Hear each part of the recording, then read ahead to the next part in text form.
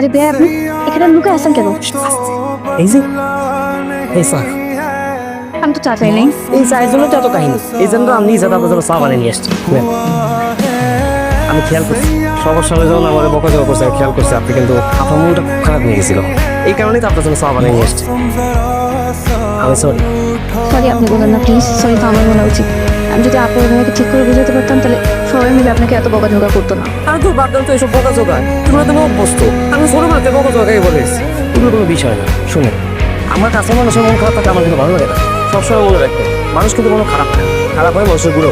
এই যে বাবা মা, কোনো কারণে যদি বাবা মা মন খারাপ থাকে আমার দিন দিকে সব আউলে যায়। আপনি হাসি খুশি থাকবেন কারণ আপনি মানুষ ভালো, আপনার গুণাগুণ ভালো। কে নাকি আবার দেখে না ফেলায়। দাঁড়ান, আমার সমস্যা নাই। আপনার সমস্যা না থাকলে আমার কোনো সমস্যা নেই। আর সবার সঙ্গে একটু সালাম কাটা দিয়ে চলবেন, তাইলে মানুষজন ভাববে আপনার আমার মধ্যে একটু দূরত্ব আছে। হ্যাঁ, আচ্ছা খান খান।